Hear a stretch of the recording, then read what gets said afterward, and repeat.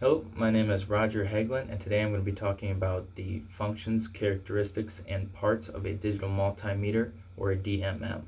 It is used often by automation engineering technicians, and we use it to measure a variety of electrical values. Other users include electrical and mechanical technicians, hobbyists, and electrical engineers.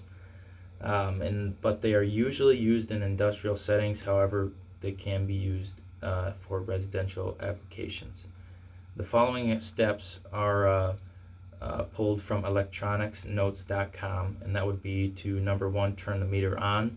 Number two, connect the correct connections on the bottom of the meter. And then number three would be to set the switch to the correct measurement type and range. Followed by number four, to optimize your range.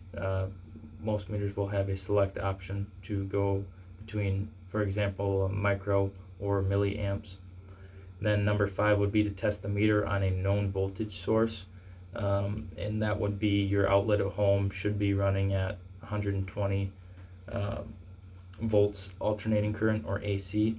And so if you test that on that and it shows that, you know that your meter is calibrated and reading correctly. Now, it's used in a variety of scenarios, a lot of times in troubleshooting. For an automation engineering technician, you may have to diagnose a machine or process to find a problem. And if you cannot find the problem, you can at least rule some things out with a digital multimeter.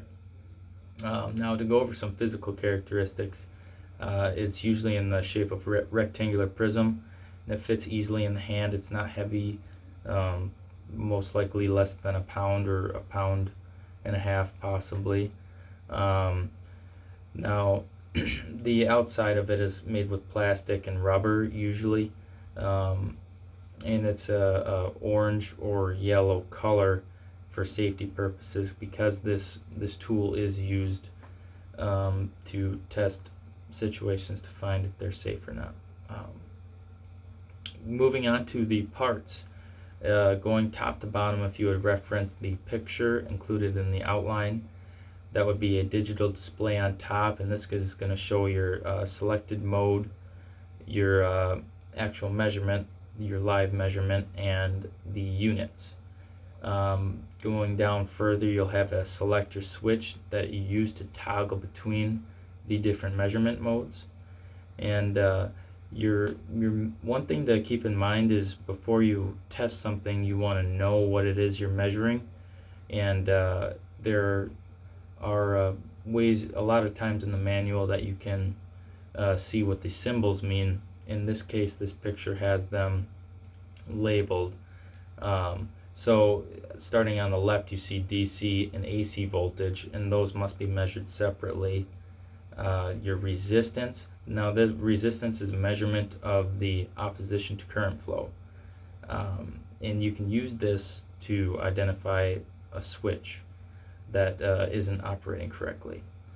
And then moving further on, a continuity beeper. Now this gives you an audible indication of conductivity. And then followed by frequency. Frequency is the measure of a number of cycles per second. Many times it's measured in hertz, and an often frequency would be 60 hertz that you will see. Then you have your AC current, all your different ranges of that, and use those depending on the application and what you know about the machine or process. At the bottom of the meter is your terminal connections. You'll have one common, and then if you want to measure current, you will have to use a specific terminal on the left. If you want to measure voltage, frequency, and resistance, you would use the terminal on the right. Now, to wrap things up, these are incredibly useful tools for automation engineering technicians, and they're great for safety purposes. If you want to verify that a power supply has truly been turned off, and you can solve many problems with these, or at least know where to start. And it's trusted by many professionals in the industry. Before I end it, it's worth mentioning that these must be calibrated annually. to keep up with most safety codes and to keep up with accurate readings. Thank you.